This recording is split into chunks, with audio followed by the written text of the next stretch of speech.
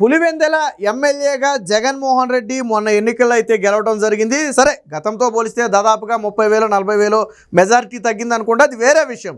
అయితే ప్రతిపక్ష పార్టీ హోదా కూడా లేకుండా ఆ పార్టీ దారుణ పరాజయాన్ని చూసింది మన అందరికీ తెలుసు. జగన్మోహన్ రెడ్డి కూడా ప్రమాణ స్వీకారం చేసిన తర్వాత అసెంబ్లీలో కూర్చోకుండానే చంద్రబాబు గారికి, లోకేష్కి, పవన్ కళ్యాణ్కి ముఖం చీపించలేక బెంగళూరు ప్యాలెస్ పారిపోయి అక్కడే ఒక 2 వారాలు కాలక్షేపం చేసి వచ్చాడు అనుకోండి. సరే, ఈ 2 వారాల్లో ఏం జరిగింది అనేది చాలామందికి ఒక ఇదిగా ఉండేది. ఎందుకంటే జగన్మోహన్ రెడ్డి 10 ఏళ్ల తర్వాత 2015లోనో ఎప్పుడో వెళ్ళినట్టున్నాడు, 14లోనో, మళ్ళీ ఇప్పుడు 10 ఏళ్ల తర్వాత బెంగళూరు ప్యాలెస్కి వెళ్ళాడు. వెళ్ళి దాదాపు 2 వారాలకు పైగా ఉన్నాడు. ఎందుకు వెళ్ళాడు? ఒకవేళ సేద తీర్థానికి వెళ్తే ఆయన విదేశాలకు వెళ్ళిపోతాడు, బెంగళూరు లేకపోతే హైదరాబాద్ లాంటి ప్రాంతాలకు వెళ్ళడం ఒకవేళ వెళ్ళాలి అనుకుంటే. కానీ ఎందుకు వెళ్ళాడు అంటే అక్కడే అసలు మతలబు ఉంది.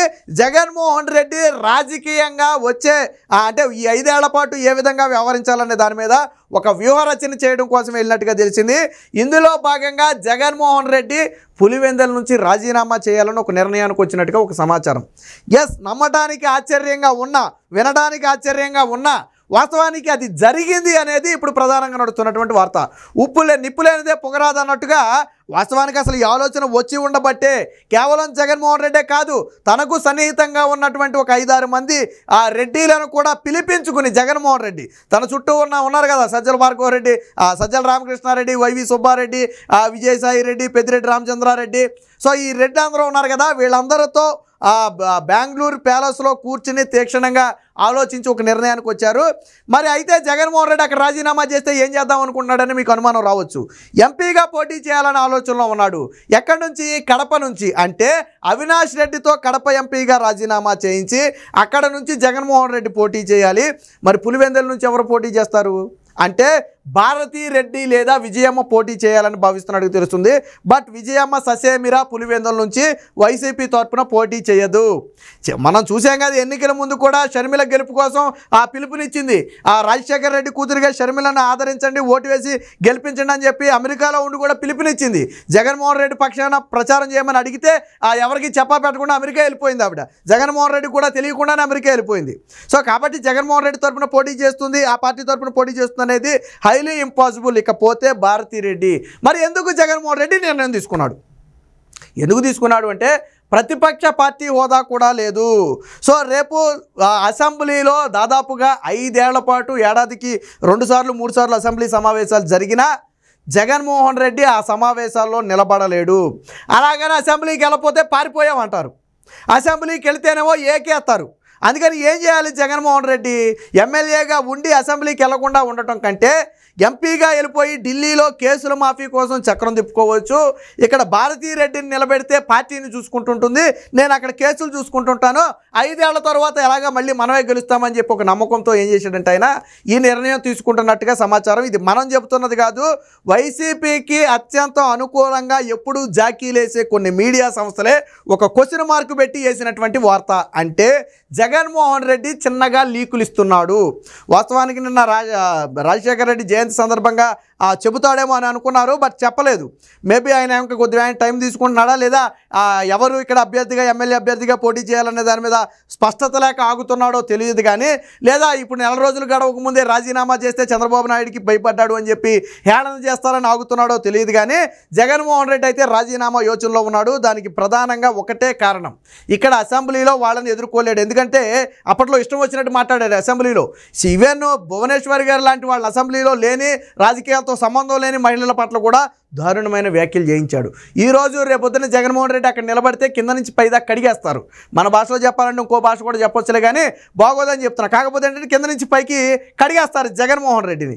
కాబట్టి భయపడి అసెంబ్లీలో కూర్చునే దమ్ము లేక, ధైర్యం లేక, వాళ్ళను ఎదుర్కొనే ఇది లేక జగన్మోహన్ రెడ్డి పారిపోతున్నాడు.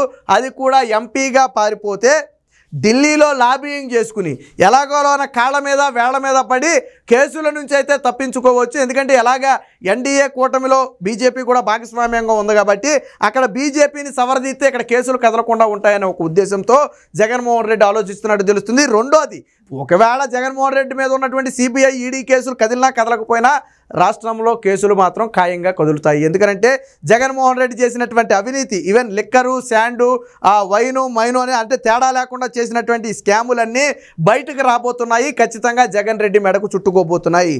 తాడేపల్లి ప్యాలెస్తో సహా, అలాగే ఋషికొండ ప్యాలెస్తో సహా అనేక అక్రమాలు జరిగాయి. తాడేపల్లి ప్యాలెస్కి అడ్డగోలుగా దోచిపెట్టేశాడు. ఋషికొండకి గుండు కొట్టేసి అక్కడ 500 కోట్లతో ప్యాలెస్ కట్టాడు. సో ఇవన్నీ కూడా రేపు కూపీ లాగితే జగన్ రెడ్డి మెడకు చుట్టుకోవడం ఖాయం. కాబట్టి బీజేపీ పంచన చేరి బీజేపీతో సఖ్యతగా ఉండి ఇక్కడ కేసులు కదలకుండా చూడాలనేది జగన్మోహన్ రెడ్డి ఉద్దేశం. అప్పట్లో గతంలో జగన్మోహన్ రెడ్డి అన్నాడు, మీకు గుర్తుందో లేదో, కళ్ళు పెద్దవి చేసి చూస్తే భయపడతారా చంద్రబాబు, నేను చిటికేశానంటే, నేను డోర్లు తేల్చానంటే నీ పార్టీ మొత్తం నా కాళ్ళ మీద ఉంటుంది అని చెప్పి పెద్ద పెద్ద డైలాగులు కొట్టాడు అప్పట్లో. ఇప్పుడు కనీసం వాళ్ళ మొహం కూడా చూడలేక జగన్మోహన్ రెడ్డికి ఇంకో అవమానం ఏంటంటే, మొన్న అసెంబ్లీ సమావేశాలు జరిగాయి కదా, మొన్న ప్రమాణ స్వీకారాలు చేశారు అందరూ. అసెంబ్లీ సమావేశాలకు జగన్మోహన్ రెడ్డికి ప్రతిపక్ష పార్టీ నేత హోదా లేదు కాబట్టి ఆయన సాధారణ ఎమ్మెల్యేలాగా కారు ఆపేసి దిగి లోనికి వెళ్ళాలా. కానీ అడుక్కున్నారు చంద్రబాబు నాయుడు గారిని, ఏమని, బాబు ఈ ఒక్కసారికి జగన్మోహన్ రెడ్డి గారి కారుని అసెంబ్లీ లోనికి వెళ్ళమండి, ప్రతిపక్ష హోదా లేకపోయినా కానీ ఒక్కసారికి అవకాశం ఇవ్వండి అడుక్కుంటే కారును లోనికి వెళ్ళనిచ్చారు. మళ్ళీ ఏం చేశారు, ప్రతిపక్ష పార్టీ నేత హోదా లేదు కాబట్టి ఆల్ఫాబెటికల్ ఆర్డర్లో జగన్మోహన్ రెడ్డి ఎక్కడొస్తే అక్కడే ప్రమాణ స్వీకారం చేయాలి, అంతేగాని ఆ ముందు ప్రమాణ స్వీకారం చేయడానికి లేదు. కానీ ఏం చేశాడు, మళ్ళీ అడుక్కున్నారు, బాబు మీ మంత్రులు ప్రమాణ స్వీకారం చేసిన తర్వాత జగన్మోహన్ రెడ్డితో ప్రమాణ స్వీకారం చేయించండి, ఆ తర్వాత వైసీపీ నేతలు ఎక్కడ చేసినా పర్వాలేదు అని చెప్పి మళ్ళీ అడుక్కుంటే ఈ మొత్తాన్ని పయ్యావుల కేశవ్ గారి దృష్టికి తీసుకెళ్తే ఆయన చంద్రబాబు గారిని అడిగితే చంద్రబాబు గారు పెద్ద మనసుతో సర్లే పోనీ అని చెప్పి కారుని లోనికి వెళ్ళనిచ్చారు. సర్లే పోనీ అని చెప్పి ఏం చేశారు, మంత్రుల తర్వాత మొదటగా జగన్మోహన్ రెడ్డితో ప్రమాణ స్వీకారం చేయించారు. వాస్తవానికి ఏ వ్యక్తి అయినా ప్రమాణ స్వీకారం చేయడానికి ముందు అసెంబ్లీలో కూర్చోవాలా, పిలిచినప్పుడు రావాలా, మళ్ళీ అయిన తర్వాత వెళ్ళి కాసేపు కనీసం ఒక 10 నిమిషాలు పావు గంట కూర్చున్న తర్వాత లేచి వెళ్ళాలి. కానీ జగన్మోహన్ రెడ్డి కరెక్ట్గా పిలిచే సమయానికే వచ్చాడు, తన క్యాబిన్లో నుంచి ప్రమాణ స్వీకారం చేశాడు, తిరిగి వెళ్ళిపోయాడు తప్ప కూర్చోలే. అక్కడ తన కేటాయించిన సీట్లో జగన్మోహన్ రెడ్డి కూర్చోలా. కనీసం తన వైసీపీ సభ్యులు ఇంకో 10 మంది ఉన్నారు, వాళ్ళ ప్రమాణ స్వీకారం జరుగుద్ది. వాళ్ళ ప్రమాణ స్వీకారం అయ్యే వరకు కూడా ఆ పార్టీ అధ్యక్షుడిగా జగన్మోహన్ రెడ్డి అసెంబ్లీలో కూర్చోలేకపోయాడు. కనీసం అసలు 164 మంది ముఖం జగన్మోహన్ రెడ్డి చూడలేకపోయాడు అక్కడ. ఎందుకంటే నాడు జగన్మోహన్ రెడ్డి చేసినటువంటి పనులు అలాంటివి. సో దీనికి సంబంధించిన వార్త కూడా ఒకటి వచ్చింది, ఒకసారి చూద్దాం.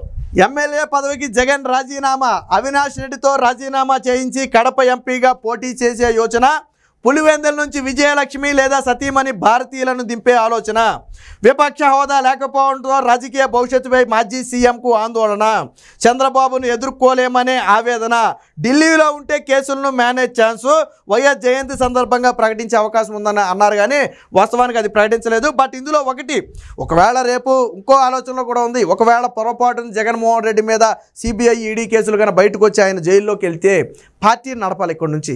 కాబట్టి ఇప్పుడే భారతీరెడ్డిని ఎమ్మెల్యేగా నిలబెట్టి ఆ పార్టీ బాధ్యతలు భారతీరెడ్డి చేతిలో పెడితే తాను జైలుకి వెళ్ళినా పార్టీ బ్రతుకుంటుంది, నేను మళ్ళీ తిరిగి వచ్చిన తర్వాత అయినా మళ్ళీ పోటీ చేసి గెలవచ్చు, అప్పటి వరకు పార్టీ ఉండాలి అంటే ఖచ్చితంగా భారతీరెడ్డి అక్కడ ఉండాలని జగన్మోహన్ రెడ్డికి ఒక భావన వచ్చినట్టుగా ఇంకో కొంతమంది చెప్తున్నారు. ఎందుకంటే జగన్మోహన్ రెడ్డి అరెస్ట్ అయిన మరుక్షణం వైసీపీ పార్టీ కుక్కలు చింపిన విస్తరైపోద్ది.